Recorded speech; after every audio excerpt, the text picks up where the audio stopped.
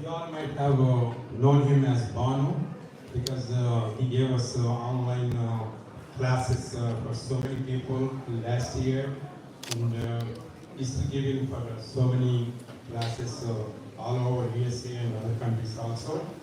But it's my duty just to introduce you who does not know him. His full name is Neelkant Bhanu Prakash Jonnalagada, and he's a human calculator and entrepreneur from Hyderabad, India, titled as the world's fastest human calculator.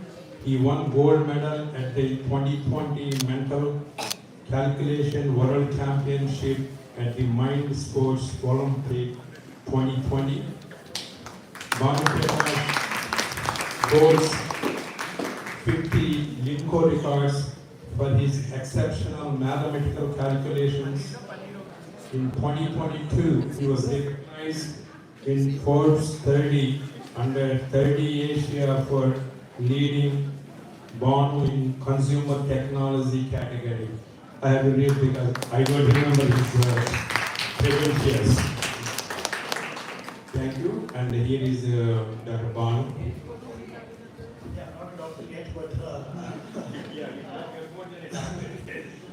thanks a lot, sir. Thanks a lot, sir, for the quick introduction. Hello, everyone. Nice to meet you. How are you doing?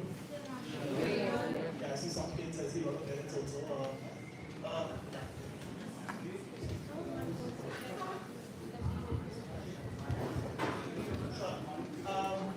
Hi, nice to meet you. I'm Neelkant Bhanu. As they introduced me, I hold a few world records to be the fastest human calculator in the world.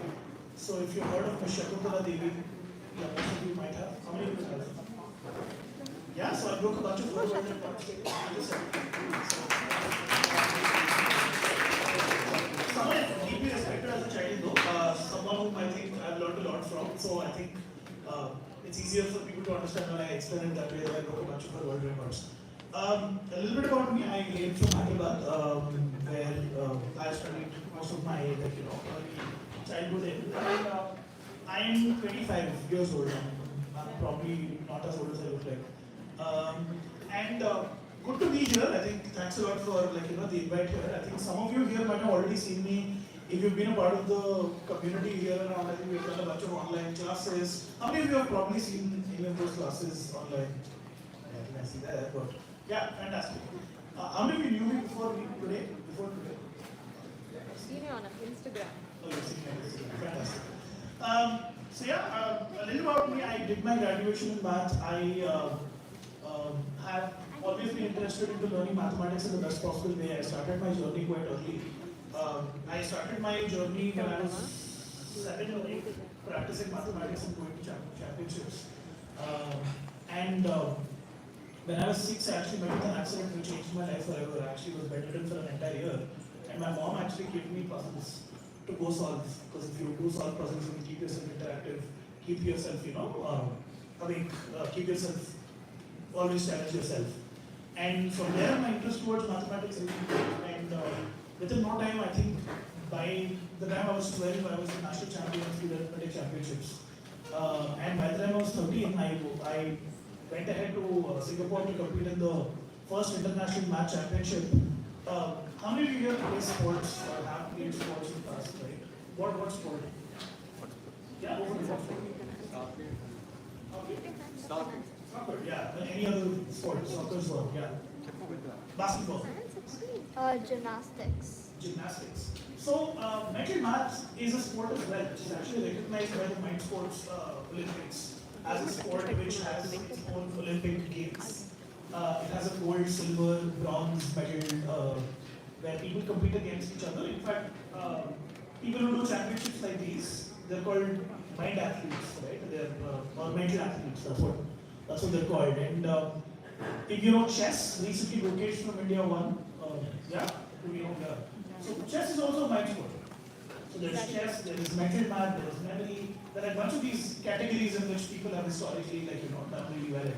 India was very good at chess for a very long time after Mr. Vishwanathan Anandas actually paved way, and Pune Rompi, if you came from that part of the world, have paved way to mind sports in India. But mental mathematics, except Shakuntala Devi, no one really was, competing in these championships because we usually think that Indians are phenomenal in math, right? How many of you think that, in general, an average Indian is good at math, right? And you're not wrong, because I think we learn math, most of the discovery of math has happened in that part of the world. People have discovered numbers, people have started using numbers, people have started trade, lot of different things, right? Numbers have originated from that part of the world. So, in fact, that's why the number figures are called Indo-Arabic numerals, right? The Hindu-Arabic numerals. So, you would have guessed that Indians are phenomenally good at mental mathematics. But for 17 consecutive years, there was no Indian who has actually ever won a championship in this mind sports. You would expect it's probably a Chinese individual or a Korean. Those were not true either. There were a majority of Russians or Eastern Europeans, Americans who were actually very good at math and mental arithmetic.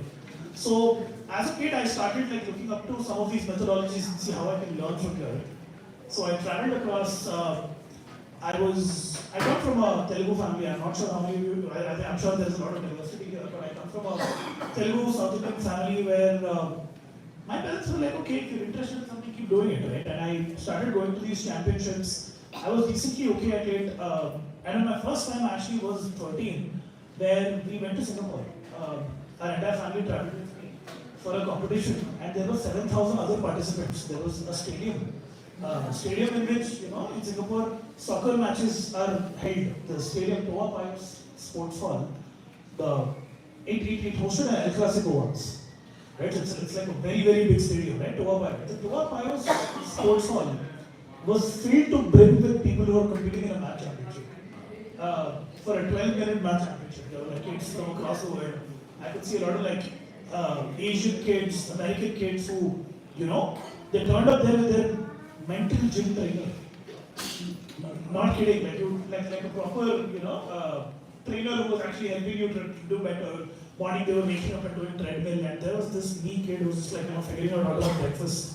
Or figure out how to go. So I was like, there's no way I'm going to win this, so at least I've come here all along.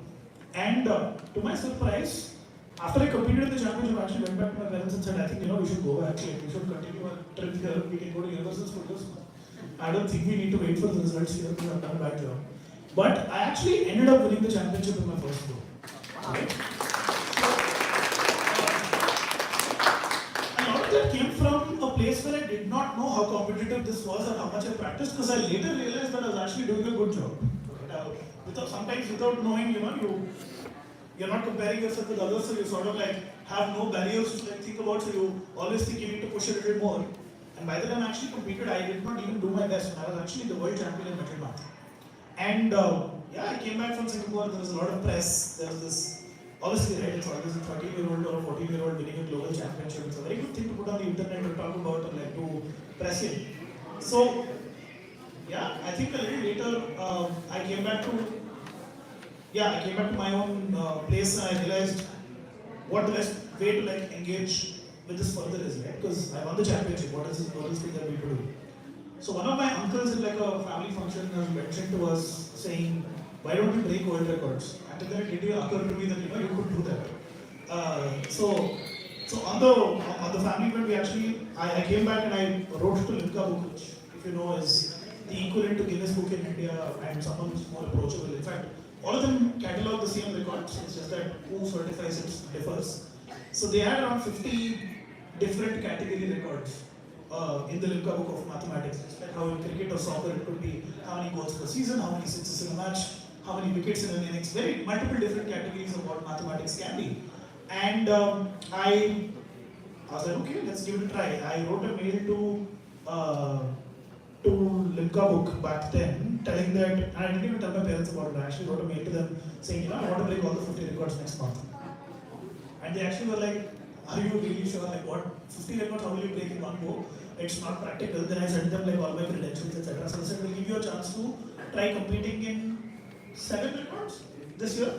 So I broke 7 records that year. I broke 21 more records the next year. And I broke 22 records more. Today I have all those 50. So it's been 20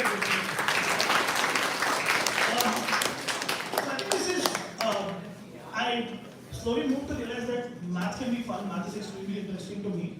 So how can you share this with others? Because the idea was, if I keep doing these shows and I don't know, you'll get a lot of claps. People will be like very proud of you. But that's about it, right? I mean, there's no fulfillment in it. So I think I had that. I think I grew a couple of gray hairs in this couple of years because I was like, okay, what is the purpose of life?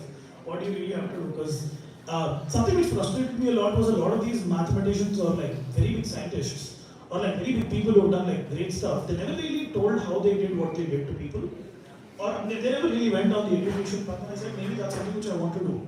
So over the span of like the next 3 years, from when I was 17 to 20, I traveled across 23 countries, doing more than 500 stage shows, talking about how math can be interesting and fun for, let's say, a corporate employee. How it can be fun, how it can be made fun for someone who's in kindergarten. How math can be made fun to a college student. How math can be made, how math can be fun for a doctor. For a doctor to understand higher medicine, they require a certain amount of logic, and that's something which, let's say, they've been deprived of. So, looked at how every single walk of life can be bettered with mathematics. Started teaching in every possible way I could. Right? My first lecture in an IIT was when I was 18. I gave my first lecture at the Indian School of Business in Hyderabad when I was 19. Actually 18, if I'm not wrong. And I gave my first lecture at an IIM when I was 19. Right? And I was, if you know, I mean, if the parents here, I see a lot of people here who have probably come from that part of the world. I used to do corporate training about building math skill sets in doctors and doctor ladies. Right? We used to work with a couple of very interesting corporates in terms of how do you make adults keep continuously challenging their own mind to be fresh. Because at the end of the day, mental math or doing math in your mind is like exercise for your body. If you run 5 kilometers today, that's not because you do. If you run 5 miles today, sorry, I keep coming to kilometers, then I come back. Whenever you keep going, if you want to run 5 miles today, that's not because you have to go from your house to your office. That's because you want to keep yourself fit. You have a car, you go from your house to your office. But you need to keep yourself fit. Right? You gym to keep yourself fit. How can I do mental math to keep myself fit? So, started talking about something called the brain gym, talking about how you can do this better, incorporate, and I think that's how my journey towards teaching started. Cut from then to today, I'll just give you like a couple of more minutes before I show you a little bit of math which I do, talk about that a little more, is that I realized that the biggest impact, and I was talking about doing shows, traveling across 23 countries. I traveled and talked to people across the world and understood that regardless of where you're from, and all the kids here in this room, how many of you like math?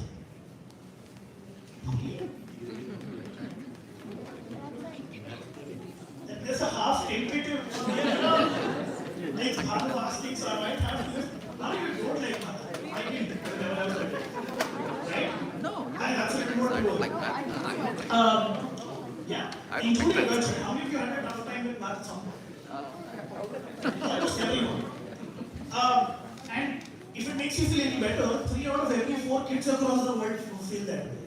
It's not an India thing, it's not an America thing, it's not a British thing, it's nothing to do with it. 3 out of every 4 students across the world, regardless of whether you go to an elementary school or whether you go to college, whether you go to a private school or whether you go to public school, whether you study at all or you never do, or whether you are doing something which has nothing to do with math, 3 out of every 4 students across the world have trouble understanding mathematics, or at least are, if there's a mathematician speaking, let me walk out of the rules of the situation. So, I wanted to change that first. That how can a mathematician come onto the stage and not make people worried that, oh no, I'm going to be a lecturer. So I started doing these math shows which were fun. Like, do stage shows in stand-up comedians. Do stage shows with people who are who do more entertaining stuff. Go do this in a place where people do not expect you to talk about math. So I think the narrative about how math can be fun, I think that's what I banged on for like a few years to see what can be done. And my true reality check came when one of the people I met at one of the conferences came back to me and said, all of this is fine, but sure, I'll not be scared of math, you will not be scared of math, fine, but what can you really do? What can really the impact be? And they directed me to a government school they were working in. in India. For kids here, right? In India, the public schools are not that great. They don't have the infrastructure or the funding which you probably require. So when we went to these government schools and we started teaching, I started teaching in summers in Hyderabad, in the government schools there are, to realize that I am talking about how you can do mental arithmetic, mathematics, multiplication, algebra. Kids in these schools don't even know that multiplication is repetitive addition. 7 multiplied by 5, 7 times 5. 7 times 5 is 5 plus 5 plus 5 plus 5 plus 5 plus 5, 7 times. Does everyone know that? We do? Right? We do, right? 7 multiplied by 5 is 35. That I think everyone knows. But it's 5 plus 5 plus 5 plus 5, 7 times. Kids in 9th grade did not know that. Right? And we keep talking, at that point I was like, we keep talking about developing a country, but this is where it should start. Right? Because there is no way you're gonna like do better in life if your foundations are not strong. Right? So I have realized that the best impact to do is to teach. And I told myself that that's something which I will build my entire career on, which is how can we impact, one classroom at a time, how can we build impact and change the perspective of one student. So I started teaching in these public schools, in government schools in India back then, where some schools did not even have benches to sit on. Then we wanted to see how we can teach better, how we can make the math fun. And for the first 5 schools we worked in, the passing percentage of 10th grade in the school was 3 to 5%. So every 100 people who wrote a 10th grade math exam, 4 or 5 people passed the exam. Everyone else had to retreat to it. Right? So we took that as a challenge and said, can we make these 5 schools improve their passing percentage? That's all, nothing else. Because if a child does not pass an exam in India at that grade in a public school, they will have to leave education forever. They will have to go back to do manual labor. They have to do something else. Right? So, we started teaching, and there is also, maybe my team can say hi, there is Prachotan there, who is my co-founder. Yeah, hello. There is also Uday there, one of my other co-founders. There is also Kushbu here, who is from the Bhanu team, who works on curriculum architecture and how to make curriculum and content better. Built a team of my co-founding team and said, let's start teaching. Instead of waiting for someone else to solve this problem, let's start teaching. We were 19-year-old, 20-year-old, 19-year-old kids. They're like, let's do something, right? We talked to some people we knew in the US. We did a fundraiser. You probably know the Billups or the Ketos or of that of the world. We raised around $40,000 all through people we knew and saying that, we will build a project. These 5 schools improved from 2 to 3% of pass rate to 45% pass rate in India. Right? So that's 45 multiplied by 5. 220 lives. We said 5 is not enough. Sure, 5 is great, but does any kid here know what the population of the US is? How many do you know how many people in the US? Does anyone? 330 million. 330? Yeah. Million, 330 million, right? How many of them are kids in school? Any of them? Yeah. 200 isn't too much. It's around 80 million. Right? 80 to 90 million kids in the US go to school, right? In India, we have 1.8 billion people. So that's 1800 million. And I'm talking about 360 million, which is the number of people in the United States. That's the number of kids who are going to school in India. Right? In between that age group. So we were like, okay, let's try to solve for this, let's try to make it big. Right? Let's try to see how we can make this big. So we founded something called Exploring Infinitives, which was about teaching children how to be better at math. And we started it with the intent of trying to solve this problem in public schools. We went from 5 schools to 250 schools. From 250 to 3,000 schools in the span of 2 years. Right? By the end of 2020, a little before COVID, right? COVID hit us and we had to change the entire plan of what we wanted to do. Before COVID hit India, we were present in 3,000 schools with 700-800 people volunteer network who were teaching in these schools for absolutely no money. Right? So that was one of the largest, in fact you can actually go search it out later, but it has been the largest arithmetic literacy project in South Asia. right? Where we taught almost, I think, a summation of a million kids physically on ground and more than 2 million kids virtually, because at that point of time they realized that the best way to even expand this further is to start streaming on television. Not every child can come to school, we cannot go there. Some schools are not even accessible. So we said, what can you do? So we actually took a satellite TV television channel. I think the state government that was supportive enough to actually give access to that. Where we used to televise our classes. And kids in school used to watch it in the school. Because they had better teachers who were teaching this online. So I think maybe before I go to the math part, I personally think that no amount of first of all, you need to be lucky to make it. I think all the parents here, all the kids here, good president, that you need to be lucky to do well. You need to be hardworking to do well. Because if you know what you want, that's what you want, you strive for it. But once you get there, I think you need to be a little more, empathetic of giving back. Because if you don't do that, the purpose of what you do sort of fades away. I think that's my shout out to adults more than kids, right? Here. And there is, according to me, at that point of time, we realized that the only way to change the world is to educate them one step at a time. And that's not coming from a place where we know better or I know better. I think I just had better parents. I just had better access to resources. Like so many of you here do, and you have better access to places around. So the idea was to maximize it. So we built a team around this, scaled it to a couple of million children in 2020 before COVID hit. And in COVID, our televised videos were watched by all the schools in southern India as a replacement to school. So schooling stopped for a year in India during COVID. I'm sure I don't know if kids who are here are old enough to have experienced the COVID time of going virtual. But Indian schools did not have the access to go virtual. So most of them watched classes on video television. Then we did a lot of things which we did, which according to me, was very impactful. Now, from then on to today I lead Bhanu. It's a very large math education company. In fact, it is the largest math education company from Asia. Actually from India right now, Asia maybe a little later. And we teach thousands of kids across the world how to learn mathematics in the best possible way. And the best possible way to learn mathematics is first, math is fun, which means that you need to learn it through stories.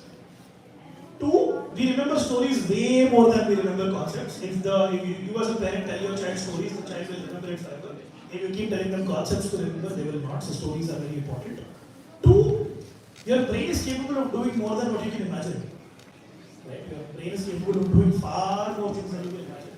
Push it a little bit. You push it a little bit, you'll be surprised on what it can do. Right? And last but not least, I think something which I have kept as golden words in my mind is learning is supposed to be application in nature. There is no point in learning something which is abstract, which you never apply. So if you need to learn math, if you want to learn math, you need to learn how math applies in physics, how math applies in music, how math applies in the world around you, how math applies in finance, how math applies in technology, how math applies in sport. And that is the only way to learn, because that's how we learn language and a bunch of other things. So we tried to put this together. Today, Bhanu has around 1,000 employees in Bangalore. We teach 45,000 kids globally, including, 7,000 kids in the US, how to learn math in the best possible way through having fun. And 4 months of a kid learning with Bhanu can do a double-digit multiplication in their mind. 10 months of them doing Bhanu, they can solve algebraic equations. This is a 7-year-old kid I'm talking about, right? And a 13-year-old kid with 20 months in Bhanu can understand how math is used to write code, how math is used to understand AI. So I think that's the true statement. I think my mission is to change the way mathematics is perceived across the world and we move it from it. And more importantly, do that from India first. Because I believe that there's a lot which India as a country can export. So yeah, that's about me. That's a little bit about me. I'll actually take maybe a couple of questions or whatever, because I wanted to keep it very open, free-flowing, wanted to share what my journey is. And immediately bounce off to do a bunch of math questions anyway, because all of these Bhanu's saying, oh, you can do calculations quicker than a calculator, but you need to see it to believe it. So I do that, but any questions which you want me to answer before that, anything on the top of your mind, anyone, doesn't have to be, or anything which you think When you hear that the fastest human calculator is coming here, what is the first or second question you want to ask someone like that? Could be, doesn't necessarily have to be the kid's story. Yeah. Yeah, go for it. 1,156 times 660,538. That's going to be 7543632242. That's okay. If you want to ask math questions, we'll anyway get you here with a calculator so that you can verify me. Right? But any non-math related question? Yeah. I have a daughter who doesn't like maths at all. She thinks maths is very boring. But though she loves games, and one of her teachers played games in school, so she loved it. So my struggle with her being is how can I make her practice? Teaching concepts is one thing, okay, I can make her sit for 5 minutes, teach her a concept. But again, I've heard so many stories about you have to sit and practice, which is again sheets, and she just doesn't want to do it. Is this something, so I have to go question, is this something what she can explore? Do you think at higher grades also this will be helpful for kids who are at like middle school or high school? And what is the purpose of what you're doing? Is it creating more of you, like more human?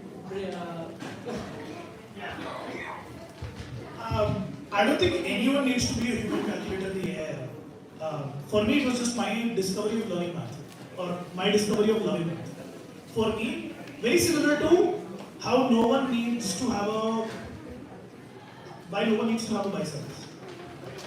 Good to have it, but it's not a requirement to lead a healthy life. But it's good to be fit. So I personally think that engaging your mind into doing a little bit of math keeps the cognitive abilities of your mind on check, and that makes you absorb a lot more information around you than what you otherwise do, which makes you be more successful. Answering your question, math can be learned from any. If the child is not good at math, they can revisit and start learning math the best possible way from any age. Elementary is just the starting point. Middle school, high school, college, we actually go to college. Right? People who don't like math or people who like math and want to do better, so there are different aspirations in which you can practice. I think another question which you brought about was practice. How much practice is good practice? I think any math teacher who asks their child to work for more than 10 minutes a day is a failed teacher. Because, and I keep saying this, maybe the kids here would agree. I think the biggest reason why mathematics is a hard subject is because we have horrible teachers. I hate math teachers to the core of how we go about things. It's a bold statement to make, but I think I'm in a place where I can, so I will make it. Math teachers keep talking about practice as if it's the most important thing there is. But a child who understands why something works the way it works will actually not require as much practice to remember it forever. It's only when it's like, I want you to become an Olympian, but I will not tell you how, I will not create a regimen, I'll just ask you to keep running. You will never get there. So I think structured practice of 5 to 10 minutes on a concept is enough, regardless of what age a child is. Right? And if a child does not like practice, and more children will not like practice in the times to come, because it's not as attention grabbing as the other stimuli they have around. It's not a child problem. We did not have TikToks when we grew up, right? I mean, most of the parents here did not have TikTok when they grew up. Most of the parents did not have reels when they grew up. Most of them, people were willing to consume 4-hour movies. The 20-minute episodes feels like forever now. So, I think instead of complaining about it, better embrace it. So, have bullet practices for children. In fact, that's what I believe, right? I mean, at Bhanu, that's what we are building it for Gen Z kids. When you're saying we're building it for Gen Z kids, you need to catch their attention in 5 minutes, otherwise they're not going to learn. But they will learn that 5 minutes better than any other learner who has ever existed. So, according to me, kids of the ages 6, 7, 8, 9, 10, 12, 11, 12, 13, 15, 17, all the ages, if I put them together in one block and talk about how they will learn better in life, I think it's the imperative of the teacher to make it interesting. And I wish for a world where there is more and more math gamified.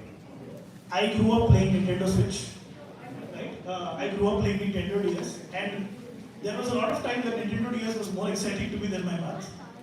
So I hope math can be made as interesting, and that's what we're trying to do. Yeah. So, answer the question. If she is not wanting to practice for longer periods of time, he or she is not wanting to practice for longer periods of time, small periods of it will do. Yeah. Yeah. Anyone? Yeah. Yes. Yeah. So, what would be your recommendation to the kids of the generation, right, who are focused on this TikTok and so come back to see how they concentrate and start failing on maths? Then, because when you go and log all these devices, right, you're just consuming it, right? I think there is no option to not consume. There is only supervised consumption or like a certain reduction of having a limit around what you consume, right, or what time you do. I have thought a lot about this to understand that there is no way you can separate that from this, because the emotional quotient of an individual is very important as their intelligent quotient as they grow. Right? Not a huge fan of EQs or IQs, but the only way for you to keep informed about the world around you is to be interjected with it or be interfacing with it, right, in the best possible way.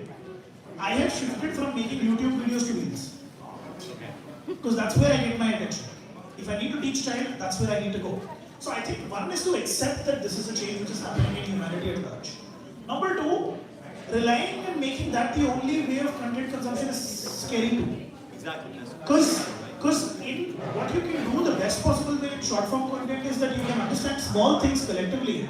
But do you get time to reflect on a much larger thing and like consume it? No. Right? For that, I think it's extremely important to consume and tell. According to me, parents think that it's either reels or nothing. TikTok or nothing. I think it's TikTok or a documentary. It's very important for us to think about the levels and degrees in which we think about this, because it's been 2 years since I've read a book. I am learning every day. Mind you, right? I'm learning every day. But I'm learning through different modes because learning has become easier.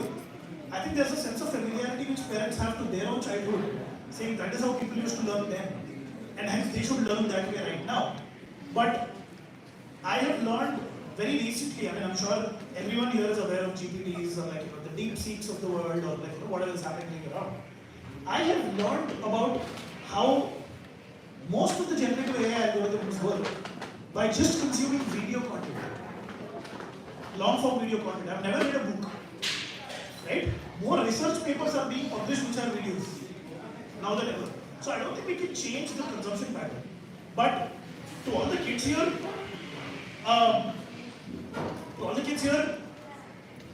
sure, darts are good to play. Sure, foosball is good to play, but football and soccer is also good to play.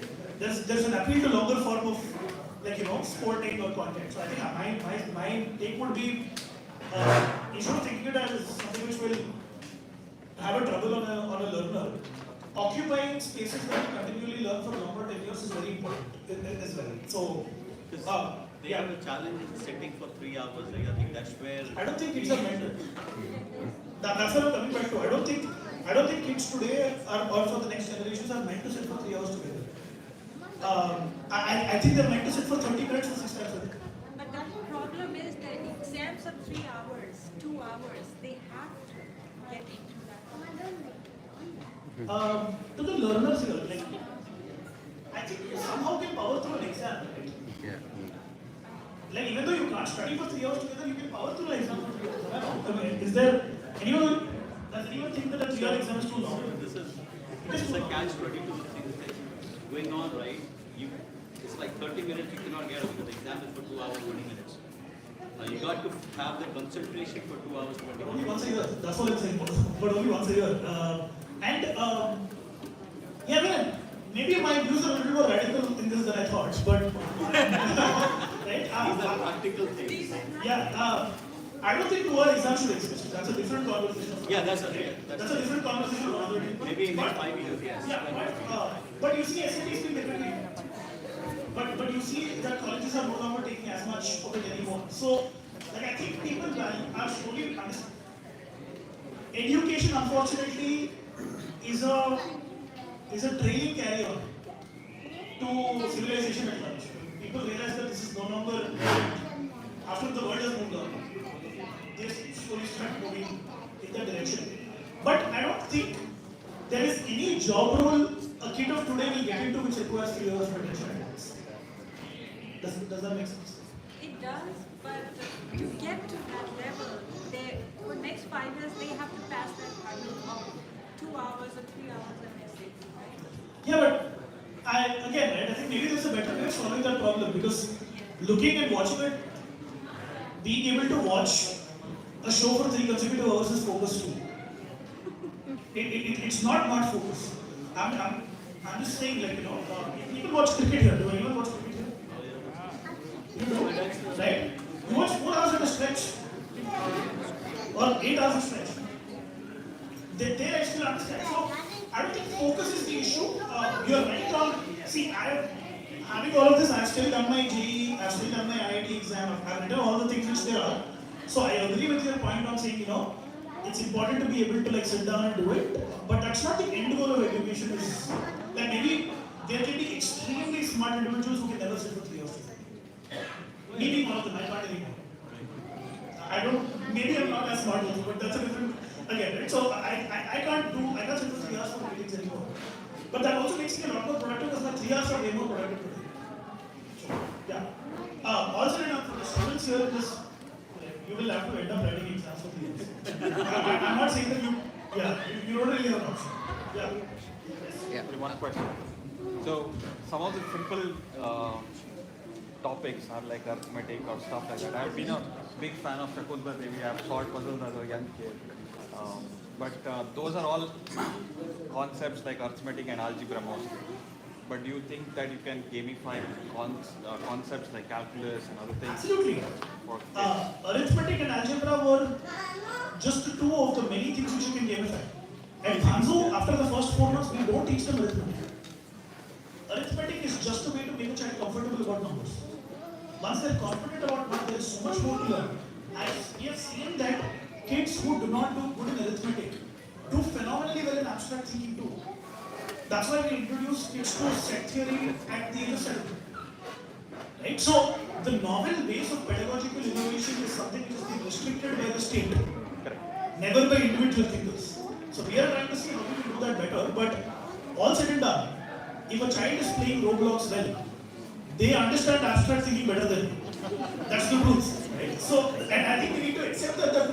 And the only thing is it needs to be channeled in a different direction. I agree. Because entertainment is not work.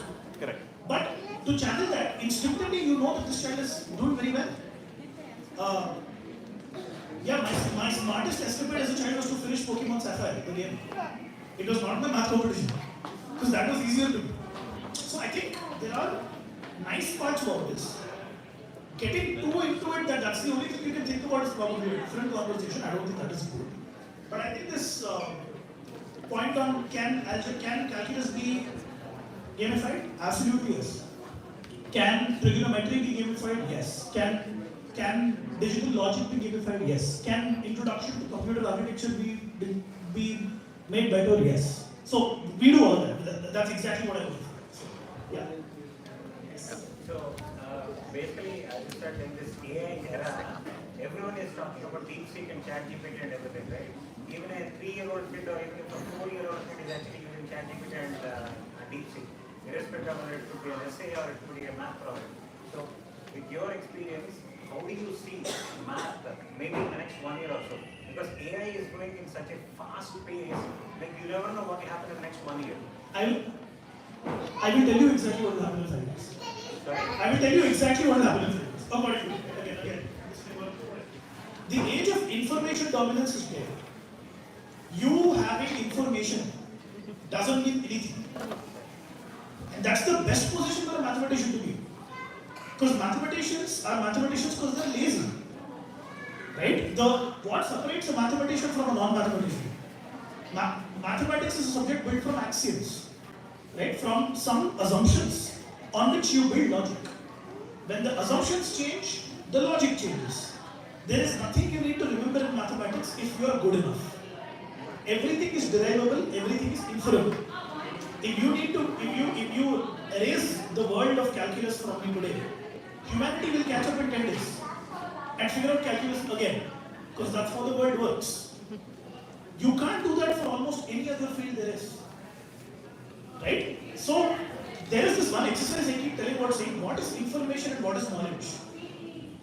If you destroy everything about a subject and every book there is, can it be reproduced again by humanity in a decent time? If it can, it's knowledge. If it cannot, it's information.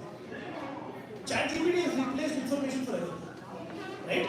I think children were never meant to, I don't think learners were ever meant to remember definitions. In my IIT JEE exam, for kids who probably have not been to that part of the world, IITs are the Ivy Leagues of India, right? So in the exam, I scored 115 on 120 in mathematics. I scored 20 on 120 in chemistry, because every question in chemistry was what color will this compound be, right? Now that is an acceptance of a fact.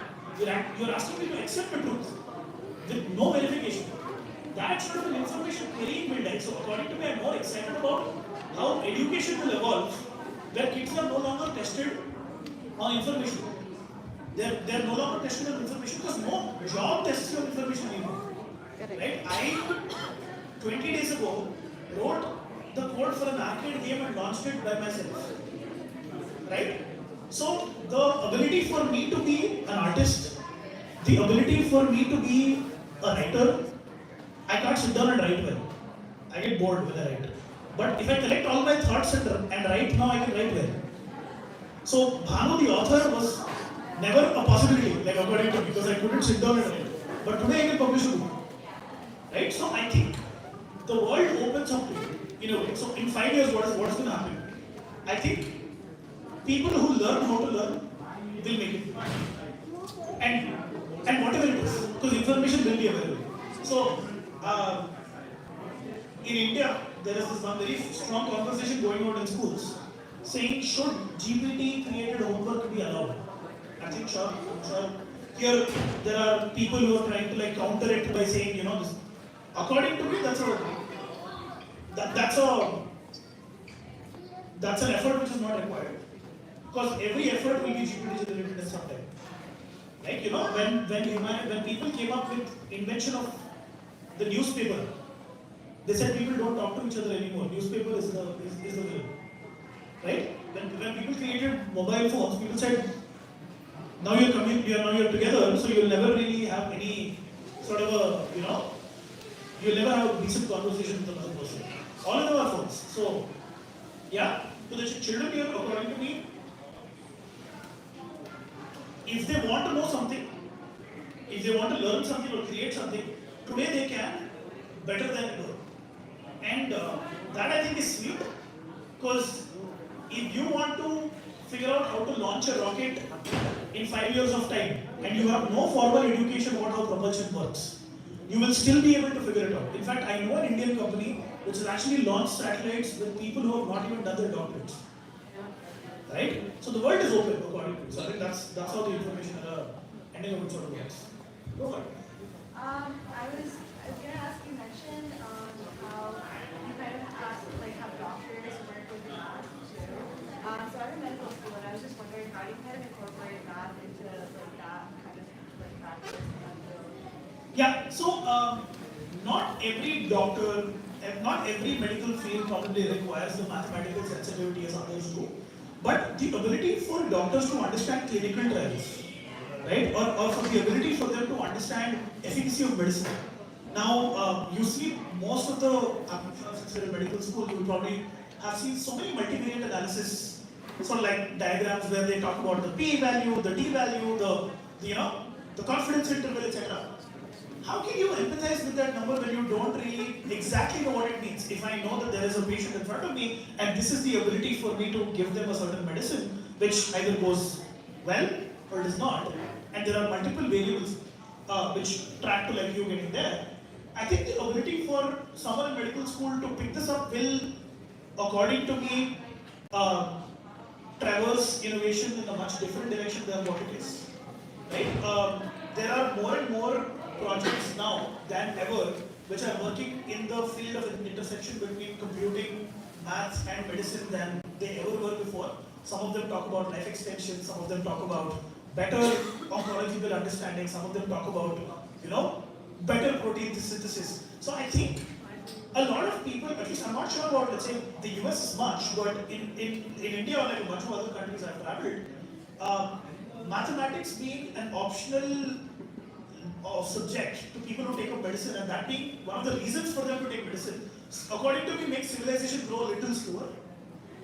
So that's one. According to my work with doctors was a slightly different one, because doctors and surgeons specifically, after working on medicine and medical subjects for a very long time, they feel that they're not challenged enough.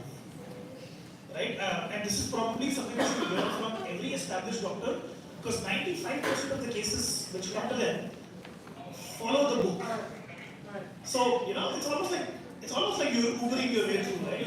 Okay, here's my destination A, here's my destination B. So we were actually trying to experiment on creating a 15-minute practice of math for a doctor every morning to actually keep them up and running. So it's actually a slightly different, very different trajectory, but yeah, I mean, that's that. I'll give you two different answers in different directions. Yeah, any questions? In school, I've seen kids, they struggle with arithmetic reasoning.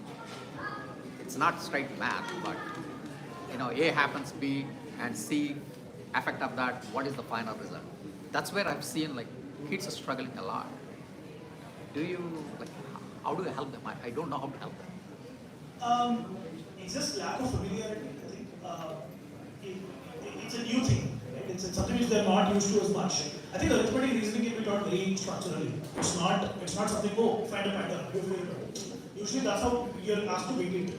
There is a proper structural understanding which a child can be told. Give them a sense of pattern a little earlier. A lot of arithmetic reasoning teaching happens a lot later for the kid. They're taught and introduced to the world of arithmetic reasoning at middle school or high school. But a 7-year-old child can figure out geometric progression if you give them enough context. Yeah. Right? So I think introducing it at the right time and introducing it in a different way might help it, but yeah.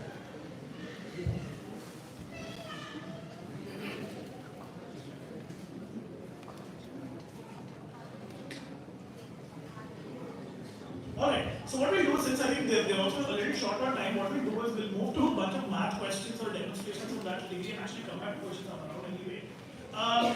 What I would want is a couple of kids to come over with a phone open in front of them. Anyone who has motivation and the energy at this time of the day? Come in, guys, come in. A round of applause to them, right? I think who are coming in. Two of them are enough. Actually, come in, no.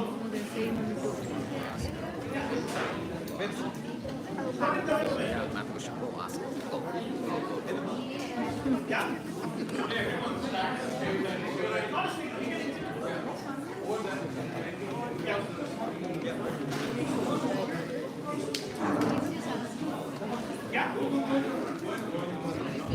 Let's come in. Come here. Scoot a little closer. Fantastic. Now I want two of you to be the checkers. Who will be the checkers? Okay, you and you. Okay, both of you be the checkers. Go to the other side. Right? Both of you be the checkers. Now I want everyone else to come in. What I want you to do.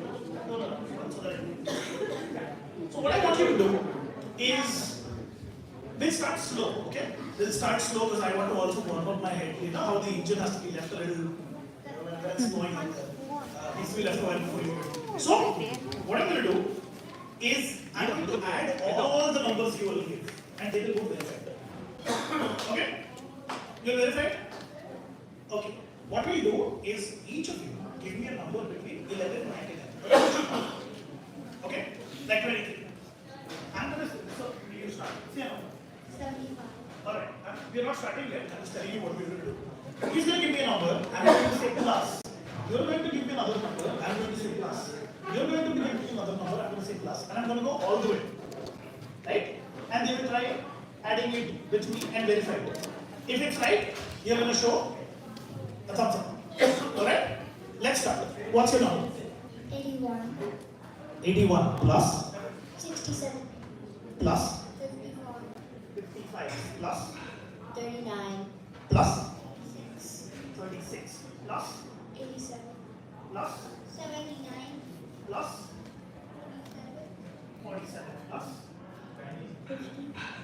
543. The 50 here. 50, yeah. 543. Did you miss anything? Let's start again. You missed it. Yeah. Everyone be a little louder. Please confirm when you can hear them. If not, just clarify. Alright? Let's start again. 81. 81 plus 67. plus 55. plus 39. plus 36. plus 38. plus 79. plus plus 492. Give a thumbs up. Give a thumbs up if it's right. 492 plus 50 in the end. You got it? Yeah, you got it right. No problem. It usually can get a little tricky to hear the 17s and the 70s. So that's okay. Alright, do you want to try once more? I'm going to give the mic to everyone. Tell your number loudly and then pass on. Should we do that? Go for it. Hold on. 79. 79. 76. 57. 39. 42. 81. 46. 47. 68. 545. 545. Good.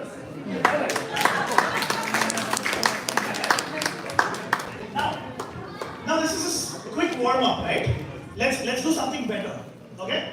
What I want every one of you to do is I want each of you to give me a 3-digit number. And I'm going to try adding all of them. Or we can do 5 of them. Just don't miss anything, okay? Alright, let's go. 819.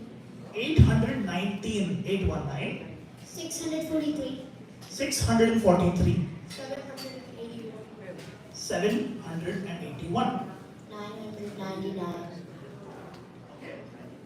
442. 442, 381. 381, 739. 739, 875, 7057, 397. Do you get it? 6057. 7057, sorry. 6057, right? Yeah? Can you show everyone? We can do another one. In fact, this time, right? I think since you know the numbers are probably not clear, what I'm going to do is I'm going to directly take it from you. Alright? Let's do the calculations directly with you. Before that, should we do a small addition? Let's try one more. Alright. What I want you to do is I want you to give me a 3-digit number. I'm going to say plus. Another 3-digit number. Another one. 3 or 4. And then we'll see how it is. Alright. On to you. 175. 175 plus 907. 975. 610. 600? 670. 999.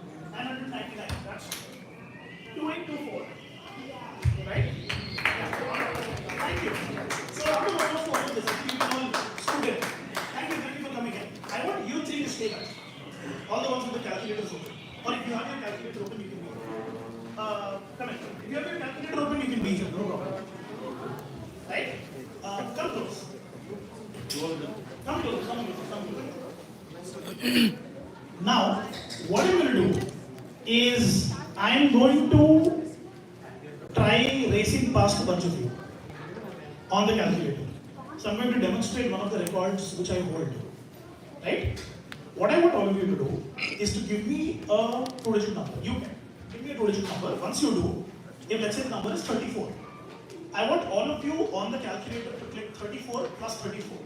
What is 34 plus 34? 68. 2 plus 34 again. What do you get? 102. Right? You do add another 34, you get 166. 136. You get add another 34, you get 170. 204. 238. You keep doing that. And I'm going to try doing this quicker than all of you. Right? Than what you can type. I'm going to try doing it quicker than you can type. Alright? Which number? Can we start with the number? 86. Can everyone tell me when I say a right answer? Yes. Yeah? 86 plus 86 is 172. Correct. Yes. 172 plus 86 is 258. Yes. 344. 430. Yeah, guys, are you with me? 430. 516. 602. 688. 774. 860. 946. 1032. 1118. 1204. 1290. 1376. 1462. 1548, 1634, 1720, 1806, 1892, 1978, 2064, 2150, 22, 2494, 2580. Right? Now, what I do is I try to do this quickly from the beginning. Now I try to do it a little slower. Let me try to do this a lot quicker. Give me a number. 73. 73. I'm going to start, and I think you can keep doing it. If you have an Android phone and not an iPhone, you can keep doing 73 plus 73 and keep pressing equals, equals, equals. I'm going to give you all a head start. Keep going as much as you can. It's 73, 146, 219, 292, 65, 430, 511, 584, 657, 730, 803, 876, 949, 1022, 1095, 1168, 1241, 1314, 1387, 1460, 1563, 1606, 167, 1752, 1825, 1898, 1971, 2044, 2117, 2190, 2263, 233, 624, 09, 2482, 2555, 2628, 2701, 2774, 2847, 2920. That's 40 times. Yeah. All right. Yeah, I think that's a few things I wanted to do, but we can open. Rajul, do you have any suggestions on what else we can do? No, maybe you can take a 3-digit number and add a 2-digit number to that. Yeah. Yeah. We can do. In fact, actually, instead of doing one thing at a time, we can try doing a mix of everything. A multiplication with a square, with a division, with a subtraction, all of them together, right? So just give me a second. Before I search this up, do you want to give me any other questions on addition? I can do that as well.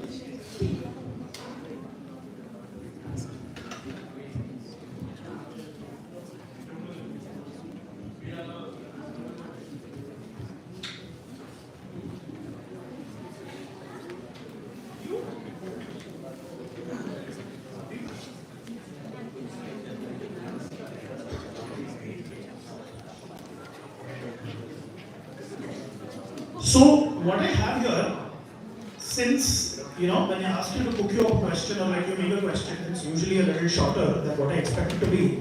I'm going to give you a list of 5,000 randomly generated questions, which are very large. Can all of you look at this? Do you see a question? See the questions here? Yeah? That's a multiplication and a division and an addition. Okay. Do you understand? Pick any of these, right? Just because it's easier to calculate, because some of these are in 9 digits, so the calculator will not be able to calculate it. Right? So that's why I have made a list of. By the way, right, there are some 7,000 or 8,000 questions here, right? Do you want, before you calculate, one of you can pick and ask the question out loud. Do you want to? Yeah, go for it. Oh, you can do this. If it's like 300,000, say 300,000. Or you can just say the number is there, up to you. Do you want to get the mic? What's 81 times 482,136 divided by 60,267 plus 700? What's 81 times 482,136 divided by 60,267 plus 701? That's 1357. What's 82 times? 81. Can you repeat it? 81 times 482,136 divided by 60,267 plus 701. 134. That's correct. You can go ask another. Go for it. Anyone else? Anyone else wants to ask for it? Go for it. Yeah.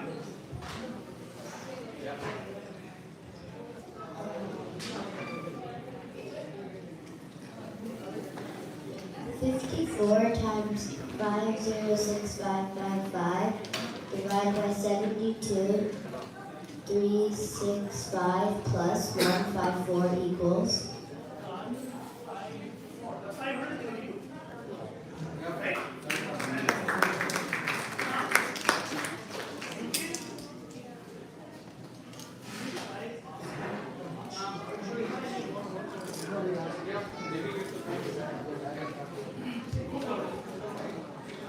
Guys, what they've been asked right now is a computation which has a 7-digit number and a 6-digit number and the squares of it in between. So go for it. Hold the mic closer. You ask one question.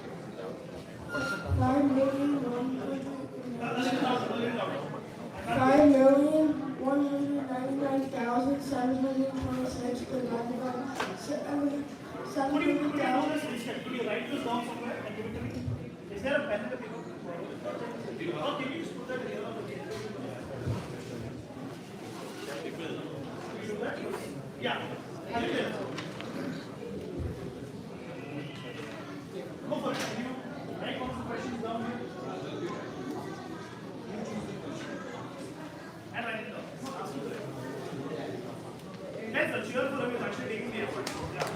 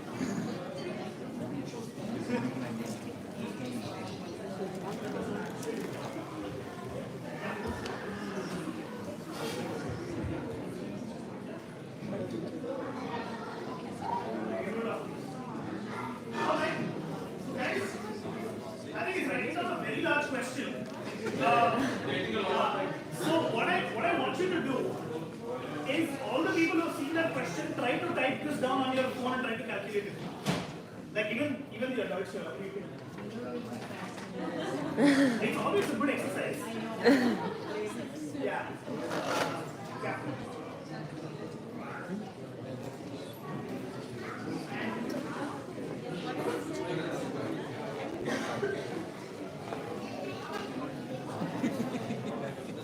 All right. Can you hold it up for me? Come in. No, that's okay. Can you ask me to come here? Hold it up. Come in.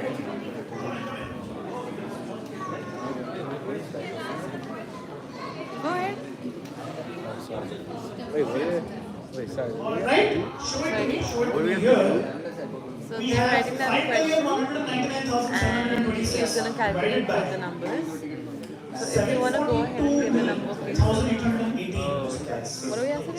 We can give him a problem and he'll solve it. Okay. So they're just giving them the problem. You want to go give him a problem? Should we? Okay, let's do it. Anything? Like any type of problem? You can. I mean, something that won't take a lot of time right now, but yeah. Or maybe later you can give him any math problem. Any math problem. 5032. Is it so? Yeah. Do you want to do any other question here? Or we can actually do the calendar one if you think. Yes. Let's do that. Any other question you have? I think maybe we can do that.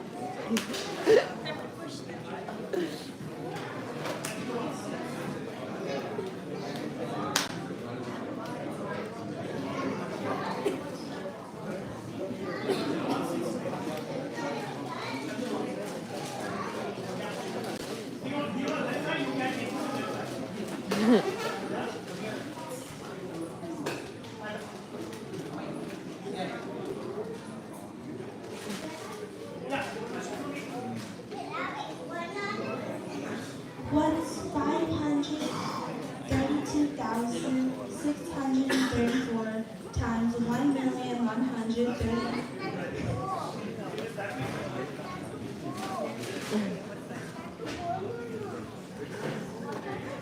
meantime, everyone can actually be seated. Then you will other one activity.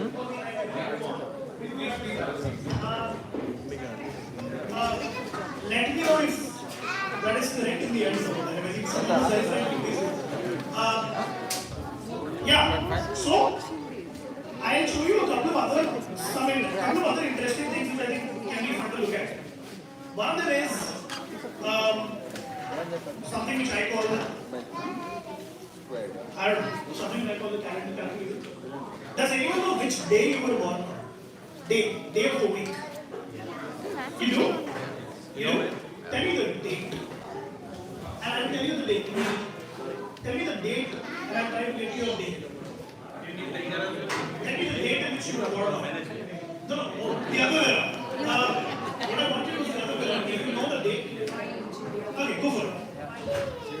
No, what I want is, if you were born on 13th October 1999, which I was born on a Wednesday, so I know that. So if you know which day you were born, give me the date. 2011, March 5. That will be a Saturday. Yeah, that's Saturday. Jan 3rd, 2016. 2016,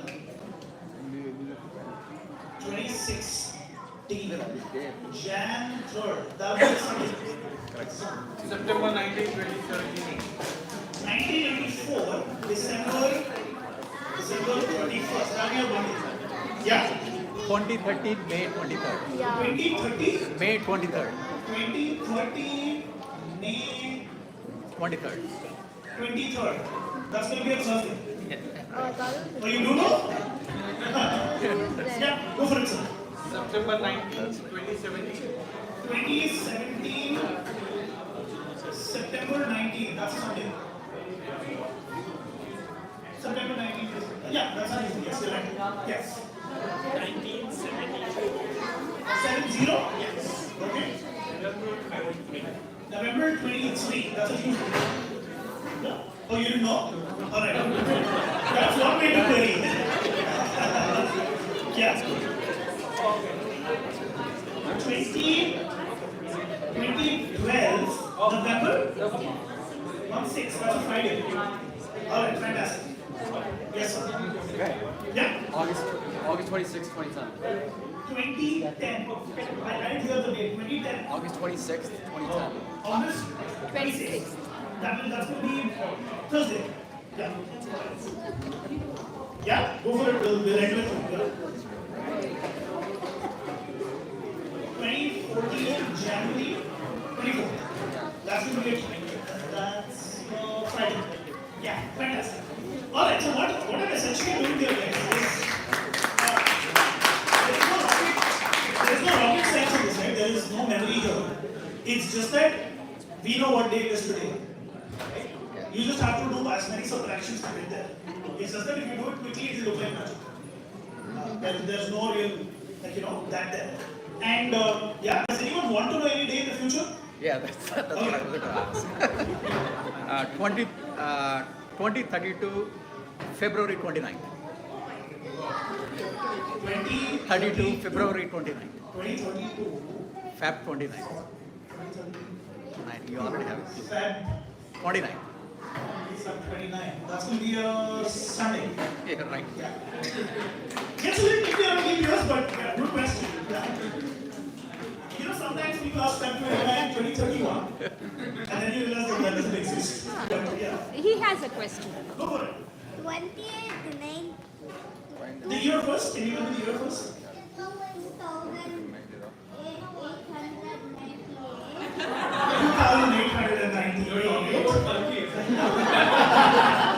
Alright, okay. Which date? June 1st. That's gonna be.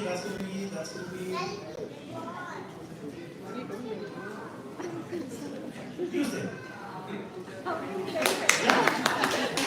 It's the same calculation, it doesn't matter which part of the world it is or which time it is. The only problem is when you have to do a calculation before 1700?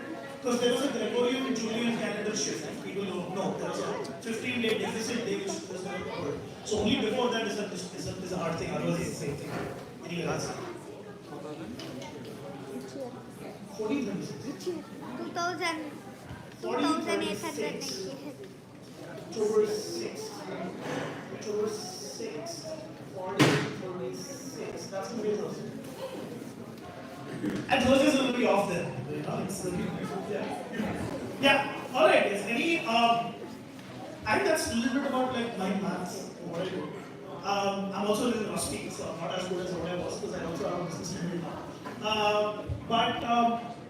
The 4 world records I hold. One of the world records, which is like racing past a calculator of a two-digit number. Another world record I hold is to multiply a 20-digit number with a 20-digit number in the least possible time, right? Without writing any rough work. So directly writing the 20-digit answer. It's a little boring to see because it takes around a minute and a half to do it. But it's, you know, yeah, it's like jogging. It's a good feat, but it's not exciting to watch. I also hold a world record for multiplying 3 3-digit numbers in the quickest possible way and adding 10 10-digit numbers. So if you see a 4 numbers, type number and 10 of them, adding all of them, reading the 100 digits, writing an 11-digit answer, all of them to be done under the world record was 21 seconds before I broke it. I broke the world record in 17 seconds. So basically, the 17 seconds would be reading 100 digits, calculating 150 combinations, and writing down a 11-digit answer in 15 minutes. So, yeah, that's about what I wanted to show you. Any questions if you have which are non-math? Because I think math. Yeah. It's not that great. So what was your hardest question that you're still working on? To build the largest math education business in the world, I think that's what I'm working on. There are a lot of math problems which are super exciting. There are a lot of math problems which are not being solved for. But yeah, I mean the current problem I'm solving for is how do we become larger than what we are right now? I know that's all. Yeah. Any other questions from there? Yeah, go for it. Oh, Gen Z. Generation Z, yeah. Any other questions from anyone? Kids, parents, anything about? Go for it. You know every digit in the pie? You know every digit in the pie? No, you cannot. No one can. Because pi is an infinitely large number and no one can know every digit of pi. But there is a point of time where I remember 200 digits of pi. But I have a friend who remembers 5,000 digits of pi. But again, right, remembering pi is not a math thing, it's a learning thing. Just like how a lot of people can remember a lot of shlokas, a lot of people can remember a lot of lyrics. Remembering pi is also an art of its own, which, yeah. Yeah.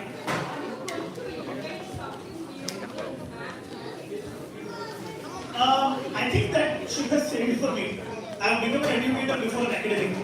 I think what I believe we are doing, at least at Bhanu, the work we do, we have a lot of generative AI, particularly if you know GPT, right? We actually have something called the Bhanu buddy which we have created, which actually solves fixed problems and immediately guides them. So I think a lot of invention about what I do in the years to come will be around education.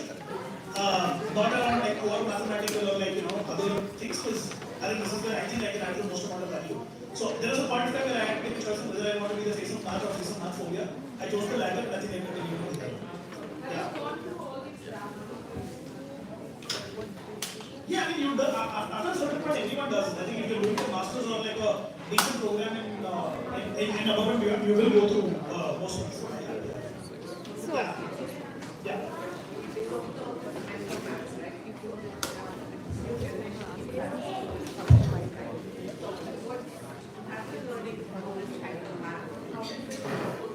Mental math is not as useful to them as math itself is. Mental math is just a way to set yourself up for success in math. It's very similar to saying you don't need to learn language to keep talking or read poems. You need language to communicate with people around you. Very similar to how you need to learn math to communicate with people around you. According to me, if you learn mental math or learn how to do quick addition or subtraction, it's an inclination in mathematics where you do a lot of later. The introduction to computer science, the introduction to computing, the world of AI. You'll be surprised to know that all the major tech heads of every single But can it be Gen accepted? AI company in the world Like is a math according to PhD. how the group is going? Computer science is according to the A computer can write your code, but for you to write the logic, you need to understand math. So I think if you want to be any creator of tomorrow, any creator whatsoever, you need to know your math. So I think my answer to that is very simple. If you want to be a creator of tomorrow, you need to know math. Far more important, yeah. Example. A video call wouldn't be possible if people did not understand math. Right? We would not be sending rockets. Tesla wouldn't be driving itself. GPT wouldn't work a certain way.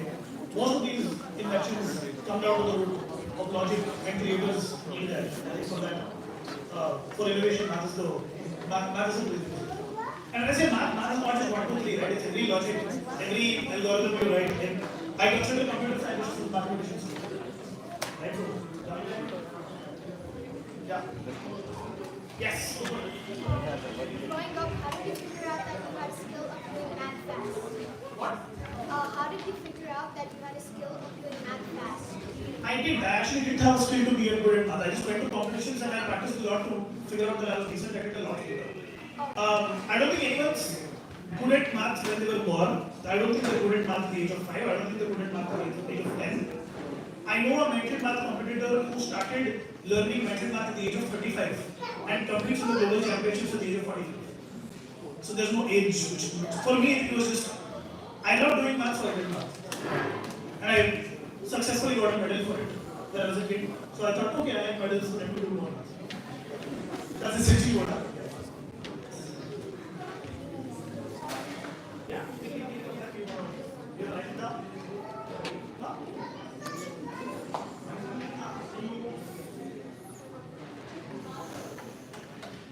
If you can write it down, I can try, because it's very hard to score it. Yeah, if you can write it down, we can try. Can we pass up? Yeah. Any other questions from anyone? Let's go on.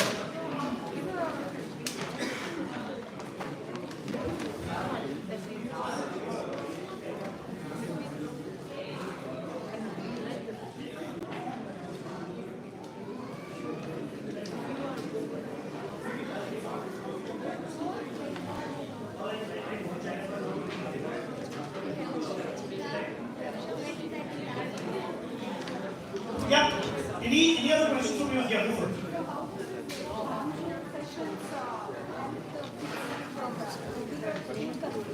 You can talk about the total later because I think it's in interest to them. But the Bhanu curriculum is ahead of the common core curriculum by 2 years. So common core curriculum in the US, the star level is different, all this in school. They have textile and quantum syllabus. So basically, if the kid is grade 2, they learn everything they need to learn till grade 5 in 6 months. So it's a very accelerated learning program for even kids who are not really interested in it. Yeah? Oh, what's your favorite subject besides math? I think I like computer science a lot. Right? I think that's probably my second favorite. I also love history a lot, so very different. Yeah. Anything else? Any other questions from anyone? Go for it. So when we talk about complex numbers or imaginary numbers, how do you think that applies to the mathematical work today, or about how it has different applications if we consider them imaginary? Complex numbers, so people keep calling complex numbers imaginary numbers, and that's a misconception because there's nothing imaginary about them, they exist. If you see the number line, for you to rotate around the number line, if you multiply by I, the number rotates. If you multiply by I, it rotates again. So, for mathematical properties, people realize that translation and jumping is not important, rotation is also important, and say, figure out imaginary numbers. But you can actually see that in a couple of people actually posted a very large series on YouTube called very complex numbers are important, you can actually check it out.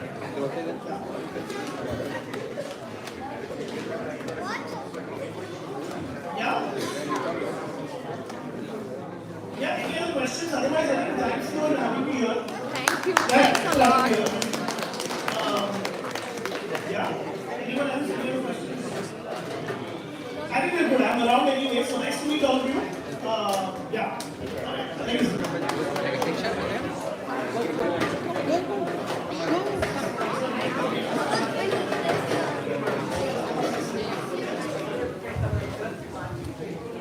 Hi everyone, please do not leave. Everybody goes upstairs and the priest will give blessings so be better in math. Go stand, I'll take a picture.